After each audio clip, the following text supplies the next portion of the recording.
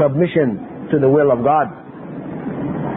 And whoever desires a religion besides Islam will not have it accepted, and he will be among the losers in the hereafter. Salvation lies only in the acceptance of Islam, because Islam is the vehicle for man to worship God, to fulfill the purpose of his creation, for him to achieve the status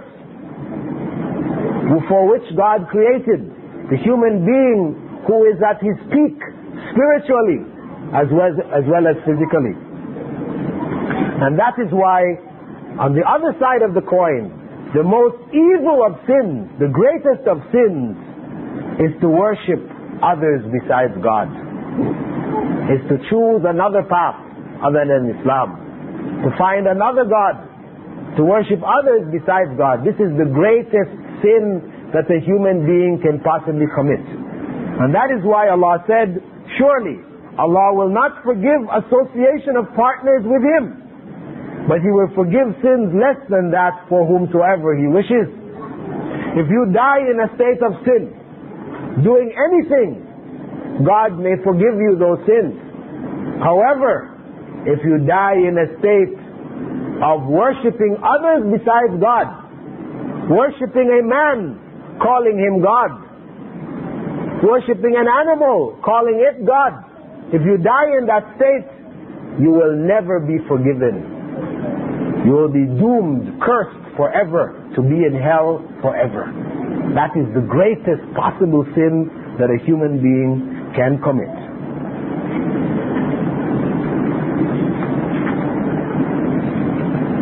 Therefore, in terms of man's creation, the purpose with regards to God is the manifestation of His attributes. His attributes of being the Creator, of being the most merciful, being the most just, etc., etc. These are manifest in the creation of man, of this universe, of this world. Man's purpose is to worship God, to submit his will to God, in order that he may become a truly righteous individual who is conscious of God. And in doing so, he then deserves paradise. He earns the right to go back to paradise from where he was created. God created Adam and Eve in paradise, showing us that that is where we are meant to be. However, human beings choose not to return, or they choose to return. Worship of God is the vehicle by which we may return to paradise, for which we were created. God created us on earth in order that He would test us and try us. As God said in the 51st chapter of Al-Mulk, verse 56, الذي خلق الموت والحياة ليبلوكم أيكم أحسن عملا وهو العزيز الغفور. It is He who created death and life to test which of you is best in conduct, and He is the mighty, the forgiving. إنا جعلنا ما على الأرض زينة لها ليبلوكم أيكم أحسن عملا. Surely I have created all that is on earth as its ornament, that I may test which of them is the best in conduct. So our purpose of creation in this world is for the test. The test for us to grow. Fundamentally, the purpose of test is not for God to find out what He didn't know. God already knows what we are capable of, what we will do, etc. On this earth is a means to bring out from us the good, to develop these qualities that make man the superior being in creation. For example, everybody recognizes that generosity is a superior characteristic. To be giving, to be loving and sharing.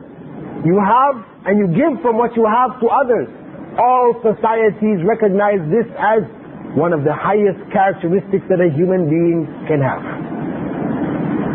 How do we develop generosity? Are people born with generosity? No. All you have to do is watch the children. They're not born with generosity. When they have a toy and somebody else wants to borrow the toy, do they want to share the toy? No.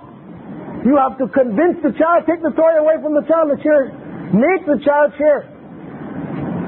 The nature of the child is wanting to possess for itself. Only me.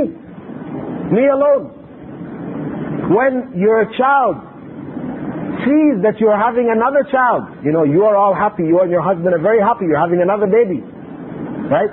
The child who is already there, at first he gets, or she gets caught up in it, all happy, yes, your stomach is getting bigger and you know, we're going to have another child. But then when that other child is born, and they realize what it means, that mommy and daddy are not mine alone anymore. Their attention is now being focused on this other child. You find that little child becoming jealous. Maybe the little child will try to hurt the other child. You have to stop the child from hurting. Why? Because it is the nature of the child to want for self. Doesn't want to share mommy and daddy with anybody. So how do we gain generosity? Human beings only develop generosity when there are some people who have more and some people who have less. God created human beings on different levels. He gave some people more, He gave other people less. وَاللَّهُ فَضَّلَ بَعْضُكُمْ عَلَى بَعْضٍ فِي الرِّزْقِ. Allah has favored some of you over others in sustenance. People are not created equal. In sustenance, in the things of this world, God has given some people some and given other people less. But it is all a test. To develop generosity, Allah says, وَاعْلَمُوا أَنَّمَا أَمْوَالُكُمْ وَأَوْلَادُكُمْ فِتْنَةٌ. Know that your wealth and children are a test. It is a test from God. The wealth, you didn't create it. God gave it to you. It is given to you as a loan, temporarily. You came into this world and you didn't have it. You got it. When you leave this world, you cannot take it. You have to leave it behind. Somebody else takes it. So it is not yours. You cannot take it with you. God has given it to you temporarily, a trust for a period of time. What you do with it will either be beneficial for you or it will be harmful for you. So we are enjoined to take from that wealth and to give to those who are needy. It is compulsory in Islam. Zakah is established there to help us to develop generosity. Compulsory charity. Each Muslim must give 2.5% of his wealth to the poor.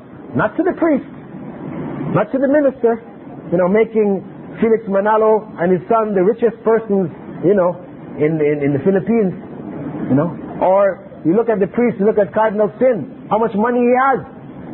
The holdings is his holdings of the church. Very rich. The Pope is a multi-millionaire. Yes. No. This is not where charity is to go. Charity is not to go to these people. Charity is to go to the people who need, to the poor. So Islam says you give it to the poor, not to the imam, so he can buy a new car, buy a nice house.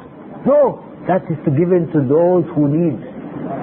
To develop in us the quality of generosity to share. It is compulsory to do this much, but this is to help us to do it voluntarily.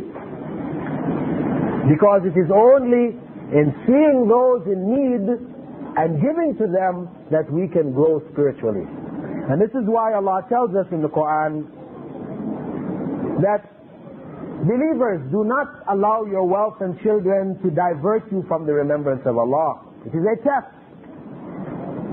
It is a test. And he tells us, chapter 51 verse 19, and in their wealth, in the wealth of the believers, the beggars and the needy have a right. We all should know that those in need have a right in our wealth. When we give to them, we're not giving them out of our own favor. We're doing a favor to them. No.